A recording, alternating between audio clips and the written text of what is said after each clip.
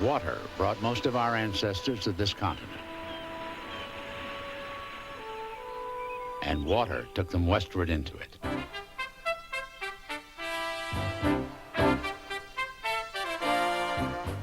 Water was their road to freedom and sometimes riches, their source of inspiration and adventure.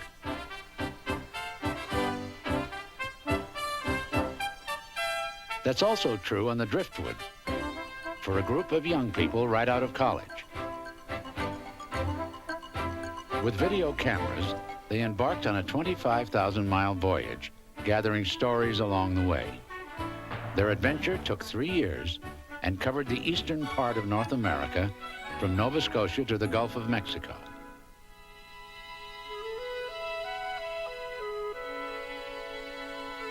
They wanted to find out how the waterways influence our lives.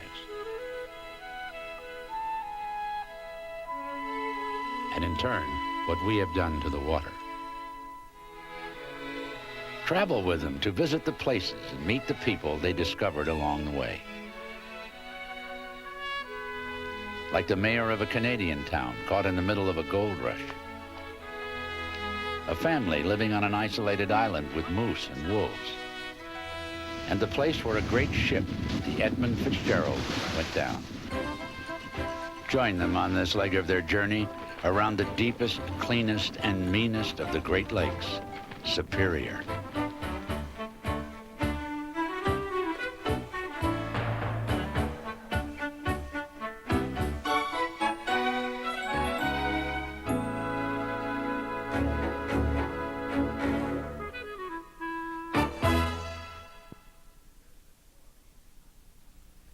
There's a story behind this story.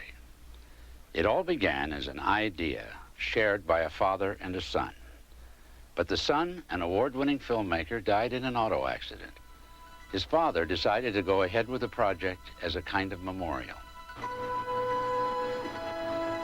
He bought a 60-foot motor yacht, named it Driftwood, and outfitted it with television equipment. He hired a professional crew to run the boat. Then he selected teams of Canadian and U.S. college graduates, young people who, like his son, wanted to share their discoveries with others. They signed on for about a month each. They got room and board, a salary, and a chance to help document what they saw on the waters. Bill Arnold from Canada's Mohawk College was one of the first selected. He became a permanent member of the Driftwood video crew. David Pyle came aboard for this leg of the voyage. At first, they were a little surprised by him. Although he's a recent graduate like the others, he's 40. He served as a drill instructor in the Army. When he left, he decided to go back to school. He majored in television production in Chicago. Like I say, I'd recently graduated from Columbia, and most of the kids there were in their early 20s at the time, and of course I was somewhat older, considerably perhaps. But anyway, it really wasn't a problem. Once we were into working together, it became completely irrelevant. Neither David nor Bill had ever been on Lake Superior. In that way, they were much like the explorers who came before them. In 1634, when Frenchman Jean Nicolet came to the Great Lakes, he changed into a Chinese damask robe before coming ashore. He was hoping to impress the mandarins he would meet. The French were looking for a northwest passage to the wealth of the Orient. Instead, they found the untapped, unexplored natural wealth of another continent and an ocean of fresh water, Lake Superior. It was toward Superior that the Driftwood was headed.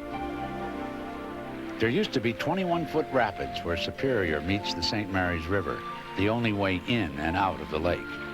For centuries, Indians and traders had to portage their fur-laden canoes around the rapids. But by the 19th century, eastern markets were ready for more than furs. They wanted Superior's whitefish, lumber, iron, copper, and silver. In 1855, locks were built at Sault Ste. Marie so bigger ships could be raised and lowered over the rapids. It was like uncorking a bottle. Fortune seekers and settlers flowed in and riches flowed out. The Lake Superior region was becoming one of the wealthiest in the world. Today, more ships pass through the Soo locks than the Panama Canal. Huge ships, more than 3 times the length of a football field. But smaller craft, like the driftwood, make the passage too.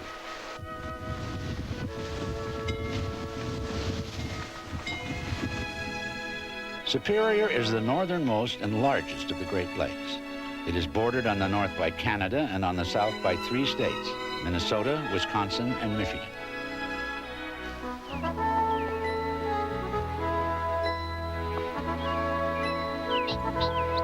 Longfellow's Hiawatha lived along these shores with spirits of the sky and lake and forest, spirits the Indians called Manitou.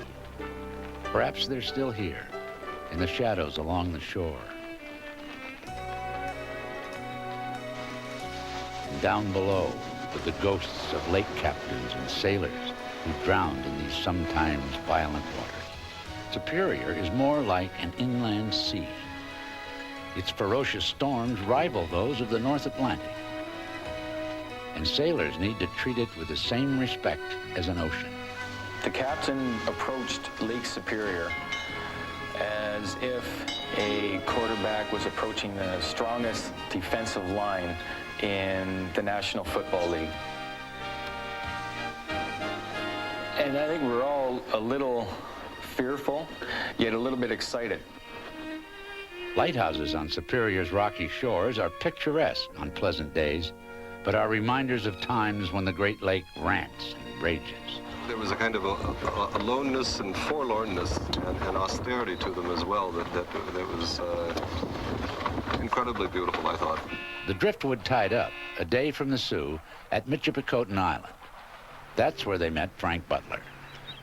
Frank became a lighthouse keeper after trading in a high-pressure job selling television commercials in Toronto. I felt that it was going to do me damage in a long run, so I looked for a career change and something that was more indigenous to my way of, my philosophy of life. He was there with his wife and his dog, and they had a lovely little cottage that they resided in. We're basically on our own here, and it's a very relaxed type of existence. I should have done it 20 years ago. By the time the fall comes, however, we're anxious to get off here after we've gone through some of our fall storms. Superior's icy winds are legendary. Within 20 minutes, they can whip up steep, sharp-edged waves as high as 30 feet, waves that can crack a 1,000-foot oarboat in 2. The storm of November 10th, 1975, the same storm that claimed the Edmund Fitzgerald, also claimed this steel boat. It broke the lines one by one and swept the boat off the dock, and they found it 2 or 3 days later when the storm subsided. Frank and his wife leave every winter when the lake freezes and is closed to shipping. If you're a dyed-in-the-wool lightkeeper, as I believe I am, come along February, I start getting itchy feet. I want to get back on the light. Soon there will come a day when he can't, as the crew of the Driftwood learn. There's a problem, at least that he's going to be having to deal with in the next year or so, is that the lighthouse is going to become automated. There isn't really too much call for lighthouse keepers these days. Life on a boat isn't nearly as isolated as life on a lighthouse. The crew lives in very close quarters. It's like a large floating mobile home with a full complement of video equipment. As Driftwood headed west toward the little town of Marathon, Ontario, they ran into some rough weather.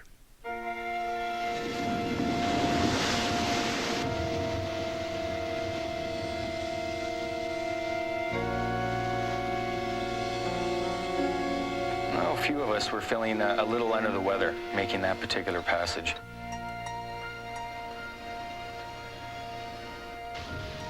Like that, I didn't get seasick or anything, but I certainly felt some queasiness.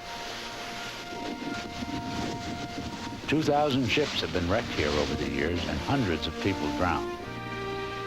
The water is so deep, up to 1/4 of a mile, and can be so cold, about 39 degrees Fahrenheit, that those overboard rarely survive. Even in the middle of August, the frigid water could lower your body temperature so drastically you'd die in about 15 minutes. It was a relief when we finally made it up to Marathon. They were greeted by the police chief and a visitor. By the time the boat had gotten close to 10, 15 feet away, we saw this lady in a mink stole and the Russian hat.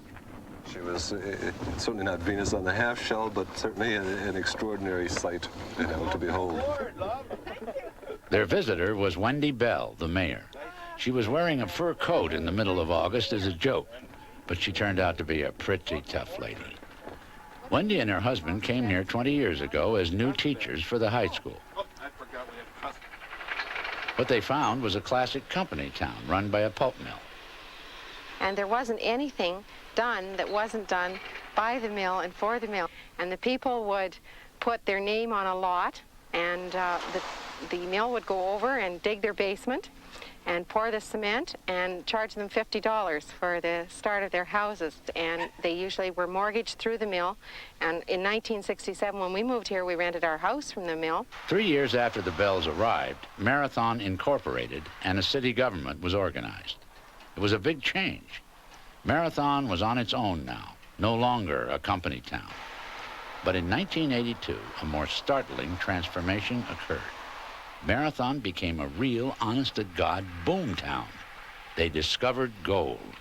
It really is awesome when you drive down the Trans-Canada Highway and there's 15 miles of nothing, and suddenly these head frames rise up from the wilderness. The mines, they just blossomed overnight. Soon Little Marathon was busting at the seams.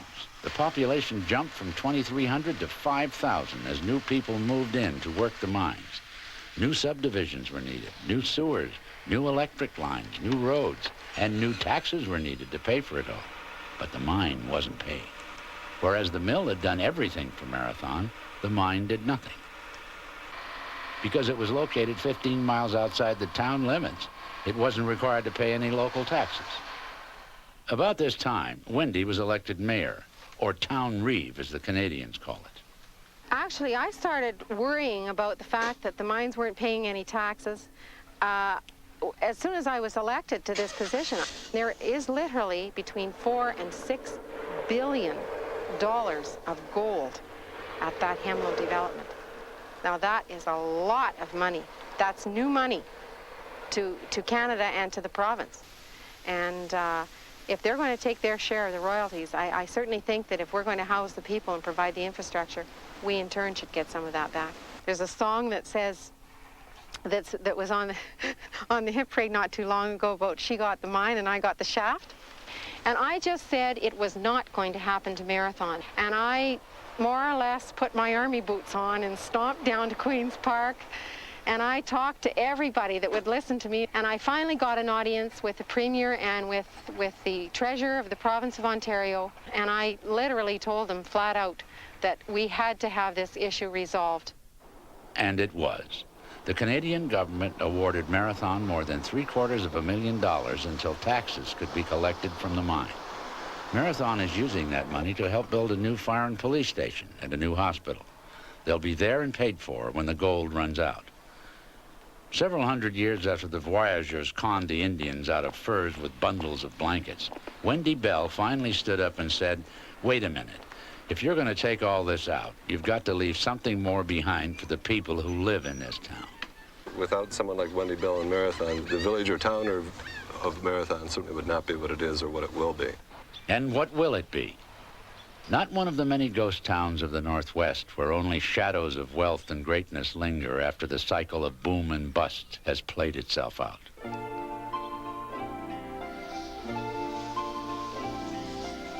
Superior stretches for 350 miles. It's 160 miles wide with about 3,000 miles of shoreline. It's almost as big as the state of Indiana. And it's the least settled of all the Great Lakes. As the driftwood traveled southwest toward Thunder Bay, there was almost no sign of civilization. Finally, they came to the tiny settlement of Rossport, Ontario.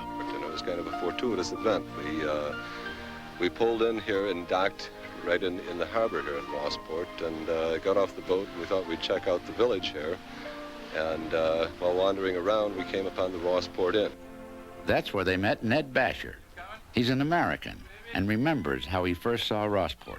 I was flying with the Air National Guard outfit down in Duluth, Minnesota, about 200 nautical miles from here. And different times when I would fly up here, I'd see this little village sitting right here, this little Rossport kind of tucked down in behind these islands, and looked like such a beautiful little setting. He was able to see, I think, a lot more of northern Superior than maybe people who would fly over in a commercial airline. And I guess, as it turned out, he loved the area.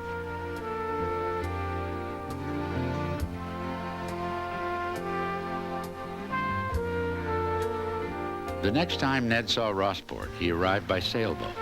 I remember looking around, thinking, who lives here? You know, this place looks like it's kind of at the end of the known world. You know, I feel like Christopher Columbus making a landfall in the Caribbean or something. Ned returned a few times more, usually stopping at the Rossport Inn. But on his last visit, the inn was run down, abandoned, and for sale. I was kind of between things, but I had a little bit of money, and more importantly, I had a little bit of time to do something. So I took that little bit of money and a little bit of time, and I put it to restoring the Rossport Inn. And we actually opened in 1984, which happened to be the 100th anniversary of the construction of the building. So I bought myself a job, and here I am today. He has gone ahead and built a brand new complete sauna out in the back part of the Rossport Inn. It's called Club Ned, after, of course, Ned Basher, the owner and proprietor, innkeeper of the Rossport Inn. Good evening. Good evening. Okay, the Rossport Inn has lots of fresh fish. There we have fresh trout and fresh whitefish. The fish is caught fresh every day and brought to us about 7 o'clock in the morning. And my chef is my little wife, Sheila Beulah. You like some white wine? Or? It was on vacation in the Bahamas that Ned first set eyes on her. Sheila was a Canadian news photographer, and she was out of work. Looking for a job in the Bahamas, were you? Really? When I met you? No, not exactly. No, I was taking a break from looking for a job. It's very stressful looking for jobs. We didn't realize it, but I actually had some job applications with me at the time. Oh, okay. Well, you didn't ask me to fill one out. Well, you actually filled the right criteria as I saw you. Right? Oh, I see. Okay. When you see a girl in a hot pink bikini, you know she can bake bread. At least I did. Nevertheless, Ned let her get away before finding out how to get in touch with her. He only knew her name was Sheila and that she was moving back home to Winnipeg. But she remembered him and where he lived. Sometime later, when she found her parents would be traveling near Rossport, she gave them a note for Ned. They arrived late one evening, about 11 p.m. Ned was sitting down having his supper, which was a semi-raw steak, cooked at the end of a very busy bachelor. evening. We call it a bachelor supper. It was bachelor supper. A rare New York strip followed by a cigar. I guess at that time, then, Ned sent a bouquet of roses and a train ticket, a one-way ticket to Rossport to Sheila, and she took him up on the offer. I thought that was sounded like a good lark to me, to jump on the train, and that's what I did. The train came from over behind through the rock cut. The train stopped at the crossing, and I got off and walked down the street to the inn with my suitcase. And that was it. bells and banjos. Off to the races. Sort of. I don't think you ever made it anyway, did you? No, we never had cheesecakes before you. Before you came here, our desserts were not yacht quality. Living up here in the northern shore of Lake Superior with a population in Rossport of 120 people, you have to be with someone that you really care and really love and don't mind being with 24 hours a day. I'm a little embarrassed to say I used to buy frozen desserts before you came here. And that's basically what they're doing together. So do you have any regrets, dear? Here, it's been 3 years now. Well, Did you think it was going to be quite as much work as it turned out to be? I'm not too sure. I shouldn't have done some kind of a contract first about Yeah. who, when it's my turn to sleep in. Right. We haven't got to that part yet when it's my turn. You see. When it's your turn. Your turn's I coming want to know up. when that's going to be. Your turn's coming, actually. You keep saying that. Yeah, I told her I'd buy some from her. Oh, But it looks kind of idyllic. It looks like we're having a great time all the time. But there's a lot of work that goes into making something look easy and casual. We kind of work hard in the summer for about 4 or 5 months. Sheila works hard. I watch. It's a bit tantalizing, though, to have all that beauty right outside the front door and not be able to get out there.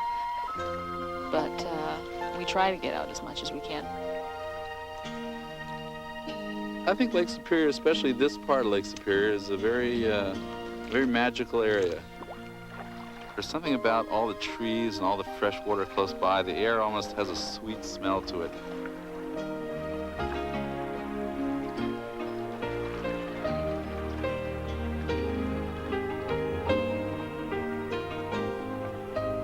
I get a real good feeling about being in an area where there's wilderness close to me. We have timber wolves around us. We have moose around us. It's not that I even have to see them that often. I just like to know they're there. I think some of the charm about the Rossport Inn is, at the drop of the hat, the ability of Ned and Sheila to spin a little yarn and tell a tale. And there's a wall filled with photographs, and of course everything in the inn is framed. Take the picture of Bing Crosby in the front hall.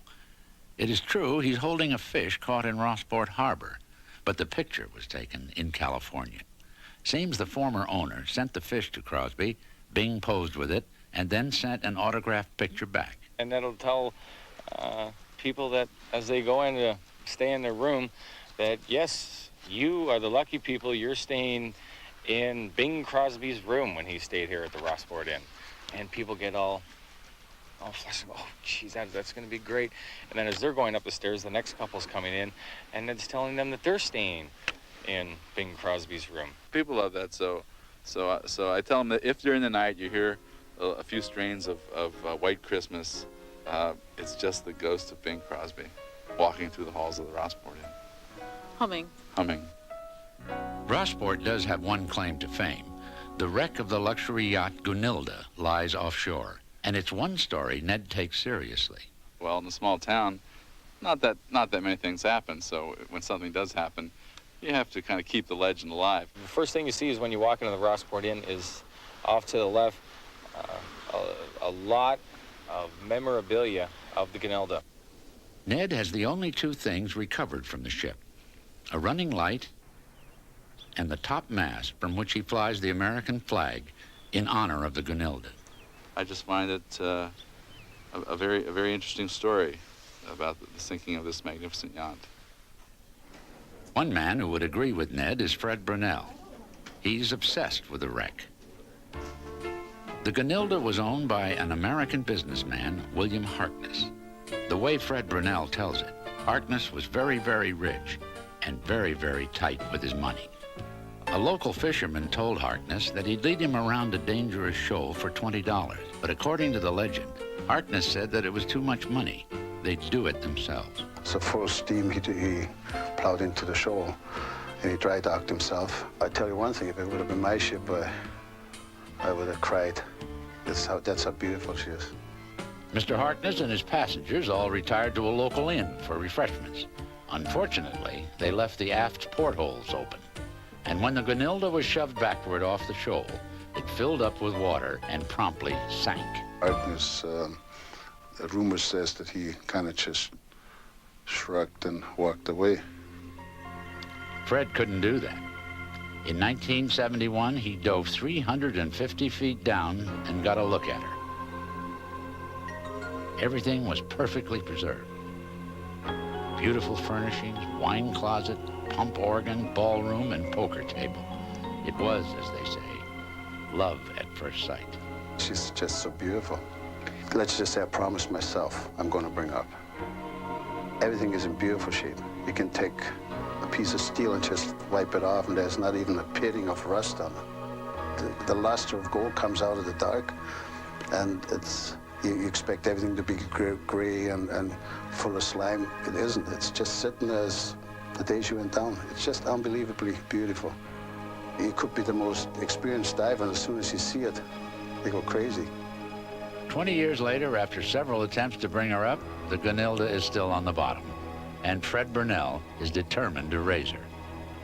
It's just a matter of getting the balloons. It takes, I need 60 of them, and I spent a lot of money on the submersible I built, and of course, you know, the bank closed in on me, so I blew about $2.4 million of my own money, and still she's down there. Now I'm starting all over again.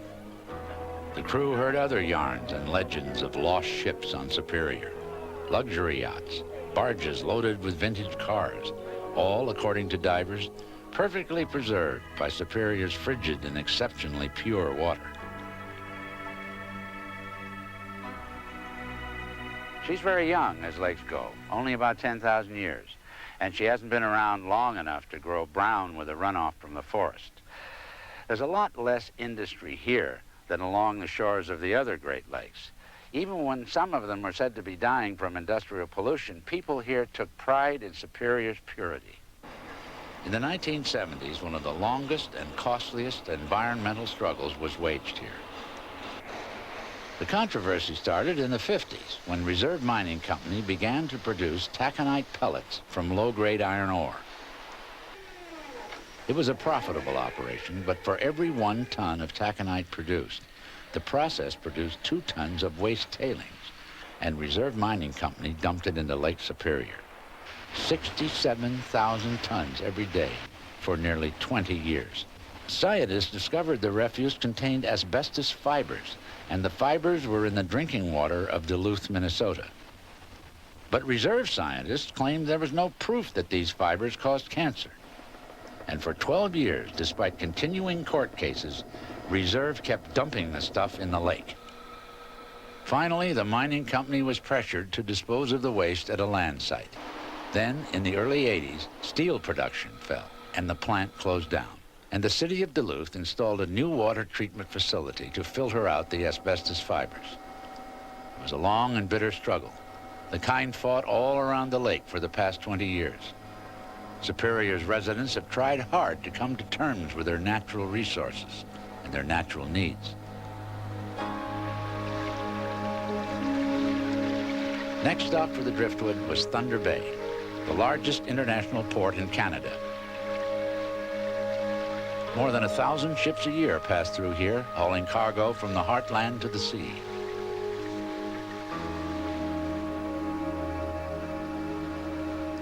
Most of the ships carry grain, brought in by rail from Canada's western breadbasket.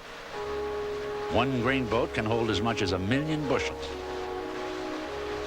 To see 20, 30, 40 people working topside on one of these huge vessels is a sight to behold.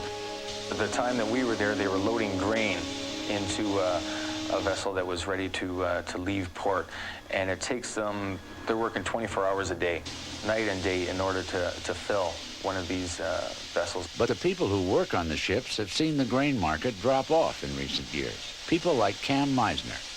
When I started in this industry in '76, on Canada, we had 173 Canadian lake ships. We're under 80 now. What the Americans have done for the Japanese steel industry, we've done with the Chinese and their grain industry. They're now self-sufficient, and they're also exporting their own, and that's taken quite a chunk out of us. The only thing we have right now guaranteed to look forward to is the Russians buying grain. That keeps us busy. Cam's family has been in the lake shipping business for 4 generations. My great-grandfather, my grandfather, and my father were all captains, so somebody's got to carry on the tradition. Family tradition. Rob Wheeler, third mate, is also following his family's footsteps. My father's captain with Meisner, and my brother just went up captain with Meisner. So we'll see, or maybe I'll get up there too sometime in the late future. The money's good. That's what I like about it. And the life is pretty good too, actually. You say 9 to 5, you work, I couldn't see myself working 9 to 5 job after doing this. I like to drive the biggest things I could get my hands on, and this is about the biggest thing I've been able to find. So hopefully someday I'd like to drive one.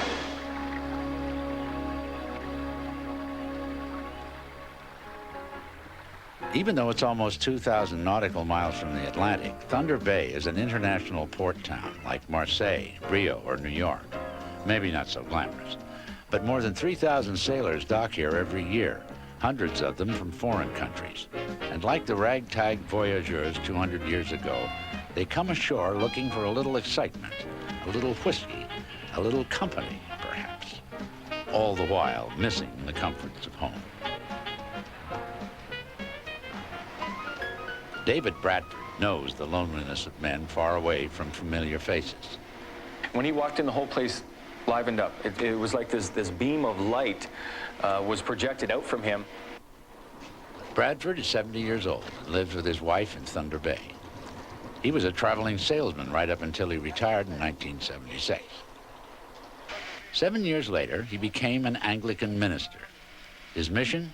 The souls of the sailors who dock in Thunder Bay.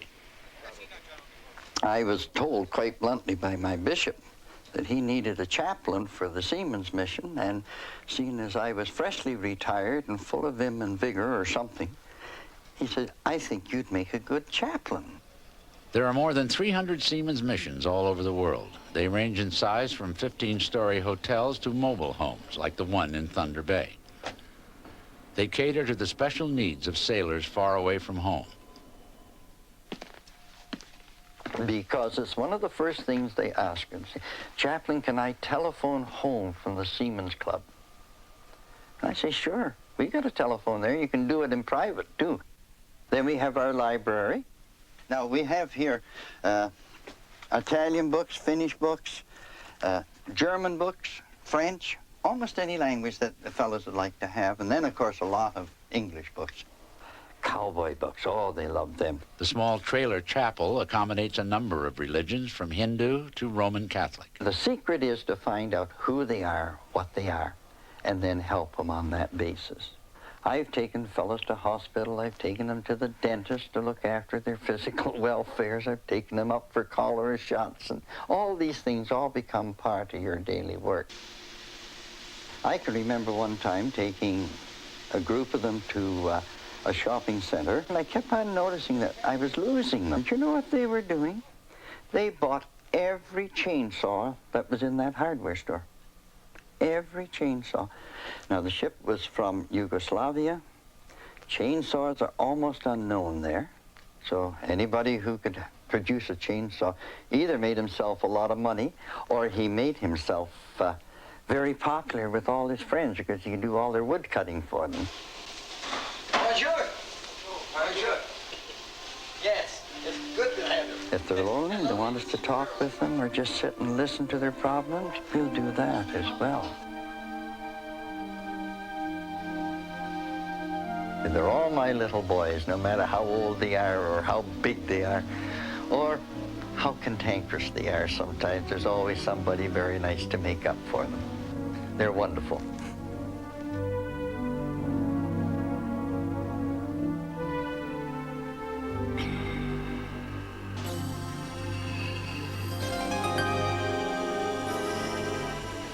The day the driftwood left Thunder Bay, a thick fog enveloped the lake. It stayed with them most of the 32 miles to Isle Royal.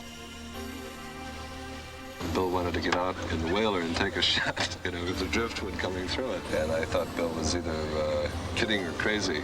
And as it turned out, anyway, he was both. The seas were calm. It was just dealing with the visibility problem. We couldn't see more or less 50 to 100 yards. There are large, jagged rocks all along the shoreline around Isle Royale. And it was one area that we did not want to come aground.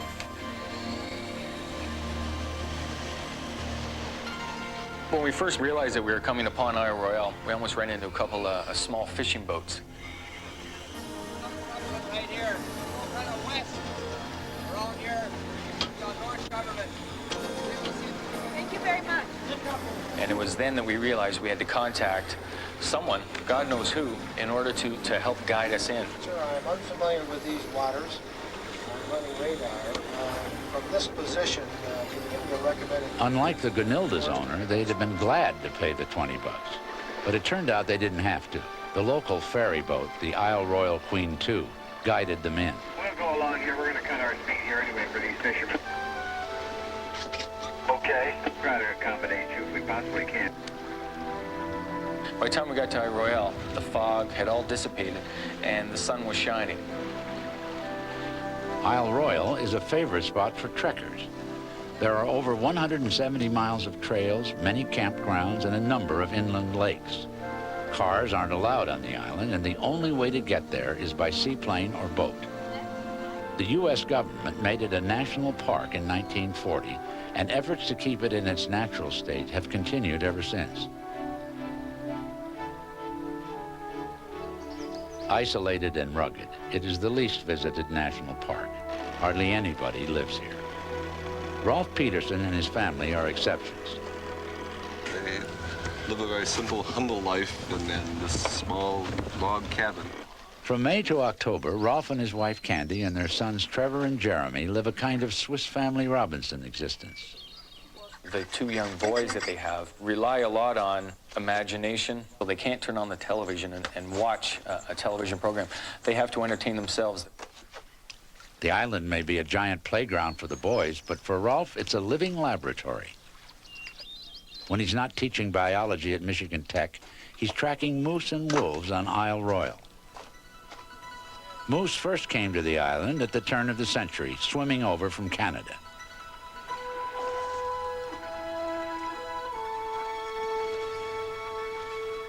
With plenty of food and no predators, they flourished. But in 1948, the waters between Canada and Isle Royale froze. A pack of wolves came over on the ice and found easy prey. It was the beginning of a cycle that's unique to Isle Royale. The island will support about 1,000 moose, which in turn will support 24 wolves. But you rarely find those exact numbers. First, the moose population expands, then wolves, then the moose come back, and the cycle begins again. Right now, there are only 12 wolves on the island. After studying them for 17 years, Rolf Peterson can tell how a moose or wolf died, how long it lived, and whether it was healthy just by looking at its bones. And another one of the old-timers, who probably, actually, females assess males on the basis of their antlers, so this guy probably didn't have too much to look forward to anymore. And a lot of the time in summer we spend just crisscrossing the island or hiking someplace off trail that we haven't been before, looking for moose skeletons. Now the easy ones are often family affairs. Oh, here's something. Okay, yeah. The boys are old enough so that actually Jeremy's 10 and he can go anywhere that I can go. Here's phone. What do you have? Let's go, my smoking hat. Any arthritis? And Trevor's getting to the point where he enjoys it a little bit. Yeah, boys. What do you have, Trevor? Pelvis, I think. Part of it? Trevor, you gonna take that femur? Don't I get anything? It's a different life, and I worry. I wonder sometimes if they aren't missing something by being here and not doing what normal kids do in the summer, but I don't worry about that very much. There you go, I'll pick up the pieces.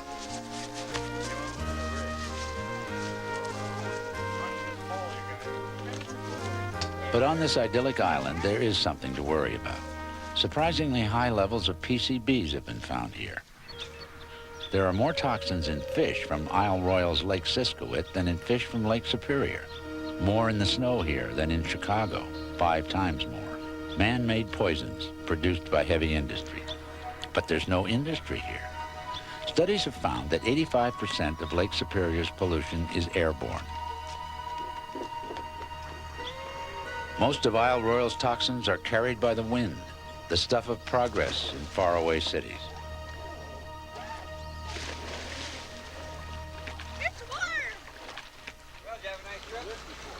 17 years ago, Don Kilpella fled a polluted urban environment, Detroit, to move up here with his wife and family. For many summers, Don was a frequent passenger on the Isle Royale Queen II, the boat that led the driftwood to safety 2 days earlier. I think I've come up here probably every year of my life. And on one of the trips found out that the Isle Royal Queen was for sale, and looked it over and started counting the passengers. Harrison? Don had a good job in Detroit. He and his wife Betty had just finished building their dream house. He had never owned a boat and knew next to nothing about operating one. So naturally, he bought the ferry. You know, a man's like a tulip a little bit. They say he's got to be dug up and replanted once in a while. I viewed it as being something that would be very good for our two older sons in particular. Smith? I have 6 children, and every single one of them has worked on the boat as a crewman or has worked as a reservations clerk. Everybody has pulled their weight. Without them, I never could have done it. Every day, Kilpella's ferry makes a 50-mile trip across Lake Superior, carrying campers, boaters, and hikers to the island. And every day, the Queen takes them back again to Copper Harbor, a small resort town on the northernmost tip of Michigan's Upper Peninsula. The whole area was shaped by glaciers millions of years ago. The melting ice, which formed Superior, left rich deposits of incredibly pure copper. The Indians used it to make tools and ritual objects. They were reluctant to tell the French explorers about their sacred mines. But over the centuries, the word spread, and in the 1840s, there was a copper rush. The swampy, sandy peninsula, long neglected by early settlers, suddenly doubled and tripled in population. Swedes, Norwegians, Cornish, and Finns, like Don and Betty's ancestors, found the area remarkably like the countries they left behind. They settled the twin cities of Houghton Hancock, which became the ports of call for supplies shipped to the copper mines and for metals being shipped out. That whole area had 66,000 people in the 1860s, and Calumet missed by 1 vote in committee of being the state capital of Michigan. So I want to tell you, this area was rich and powerful. We thought this was going to be the cultural center of the Midwest. They built this beautiful theater. Lily Pons was here, John Philip Sousa, and other people came in who were, you know, very well known at that time. Only 12,000 people live in Houghton Hancock today. The copper is gone, and so is the wealth of the region. It's interesting to discover a town after it has gone through its boom period and is now adjusting to it. One thing that stands out in my mind, too, is the discrepancy both between the rich and the poor, and the contrast between the homes of the mining captains and these huge, incredible mansions, and of course, and then along the hills there on Houghton Hancock, these small shanties and shacks that remain. I remember one afternoon, Bill and I went into this one building, and it was late afternoon, and the shadow and the light here playing off of these machines, and just, I thought of all the kind of the man hours and the men themselves who spent all this time there working at these mines, and their whole lives devoted to this. It was interesting to see the contrast between, say, Houghton Hancock and a town like Marathon. The one thing that's being done at Marathon, they've witnessed this. They've seen it already taken place from the boom to the decline, and they're making steps to make sure that this does not happen to them. The driftwood headed along Michigan's Upper Peninsula to Marquette, where the iron mines boomed in the 1840s and have been declining ever since. These days, tourism brings in most of the money around here. It's almost doubled in the UP since 1975. Parklands ring Superior, where recreation is a multi-million-dollar industry. People come here to sail, to fish, and get away from it all in the quiet majesty of the North Woods.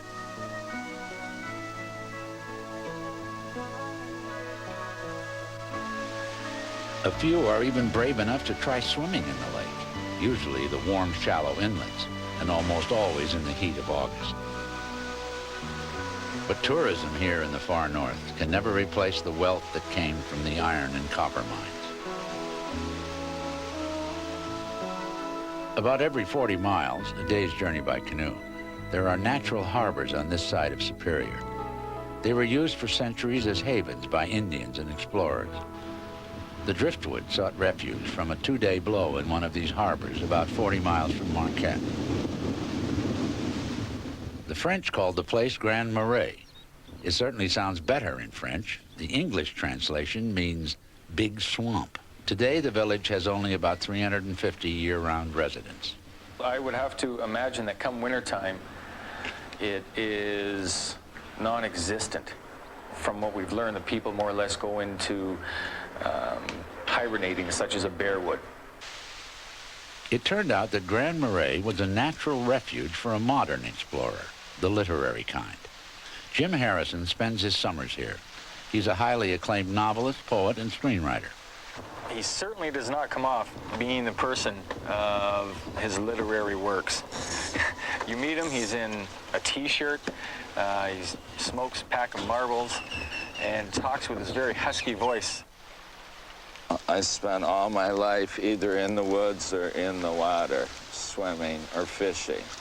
So 40 years later, I'm doing the same thing. I can't get away from it, you know. I'd been through the area and just liked it because I like being close to the water.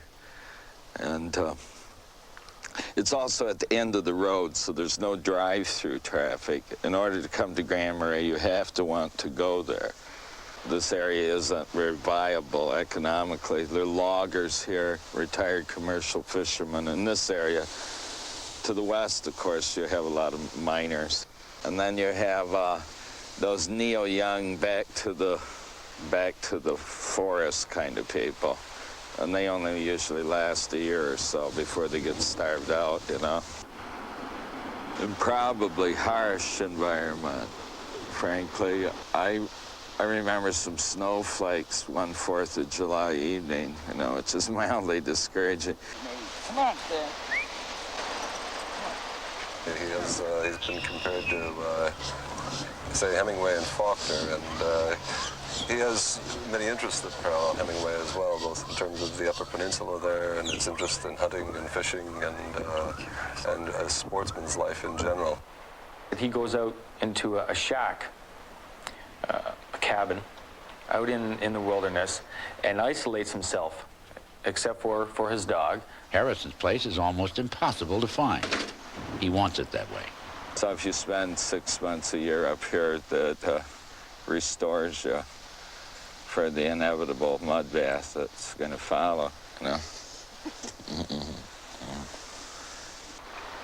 This doesn't prepare you for Los Angeles or New York, but what it does, it makes them unable to kill you.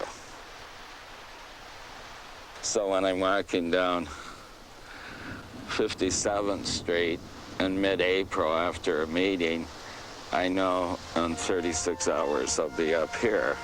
Then I can handle 57th Street a lot better.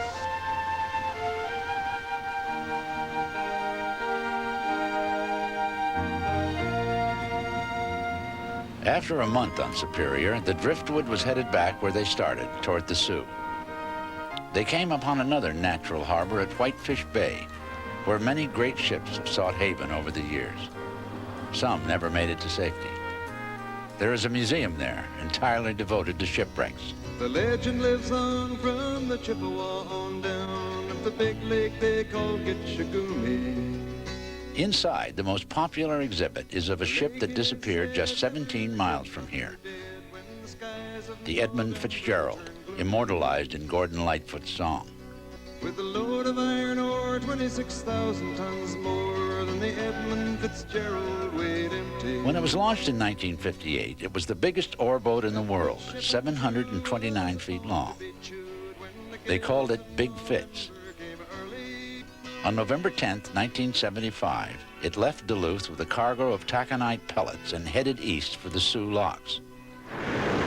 Another ship, the Arthur M. Anderson, was following the Fitz. The weather was rough. Winds were clocked at 96 miles an hour. At 4 p.m., the captain of the Fitz radioed that they were in a big sea. "I've never seen anything like it," he said. At 7:10 p.m., the Anderson crew could see the running lights of the Big Fitz as it headed into a snow squall near Whitefish Bay. Then, visibility dropped to 0. 5 minutes later, the crew of the Anderson was stunned. Big Fitz had vanished with all 29 men aboard.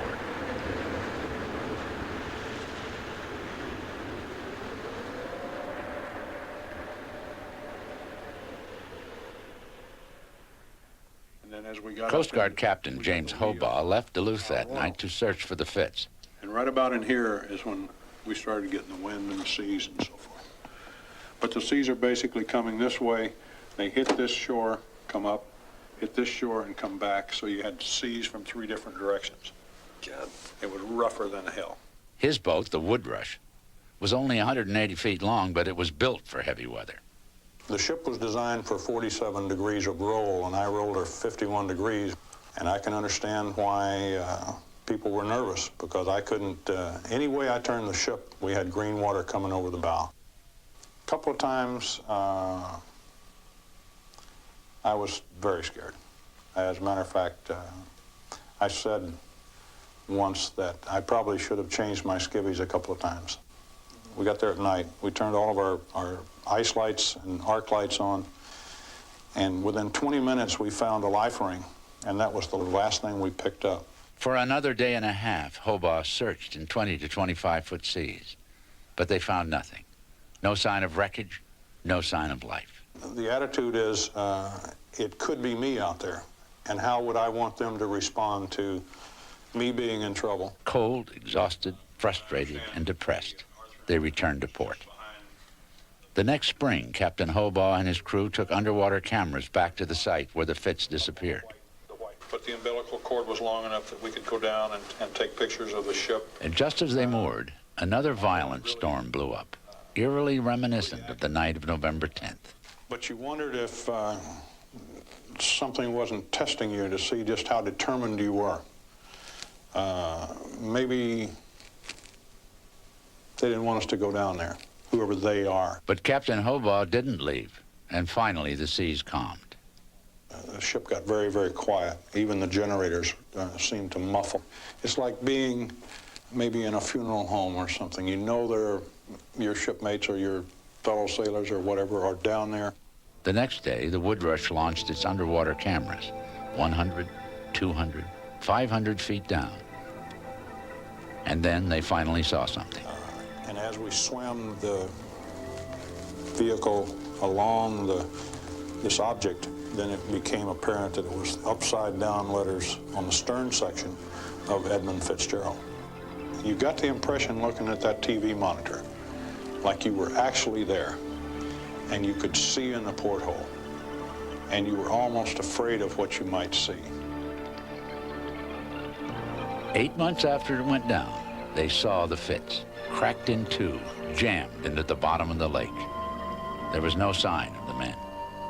Doctors estimate that all aboard died within 10 seconds. They would not have been on deck. I think the ship was probably battened down as tight as you could get it. It was cold, and sleet, rain, snow, spray. They wouldn't have been out on deck, I don't think. They would have been in their rooms probably reading or sleeping or whatever. On their way to the Sioux, the Driftwood followed the same course as the Fitzgerald. It's marked on the chart, on our nautical chart, where the Edmund Fitzgerald went down. Does anyone know where the love of God goes when the waves turn the minutes to hours? A quietness came over the boat, and everyone thought about the people whose lives were lost, and here we are up above them traveling across. At the end of Longfellow's epic poem, Hiawatha's birch canoe floats into the mist above the lake and sinks in the purple distance where he joins the great Manitou. Perhaps together they look down to see Superior today. She's a slightly older lake now, used and misused over the centuries, but wiser for the years. Indians, voyageurs, settlers, and miners have come and gone, taking her resources to build two nations. But the one resource they can't take out is the greatest one, Superior herself, a liquid jewel and a fierce beauty, a Manitou that demands respect from all who touch her shores. In the weeks ahead, join the crew of the Driftwood as they travel more than 25,000 miles and rediscover the stories along the waterways that link the people of North America with one another and the rest of the world. Come along as they explore man's relationship with the water he treasures and despoils, plays with and fights with, and cannot live without. Join these young people on the next leg of On the Waterways.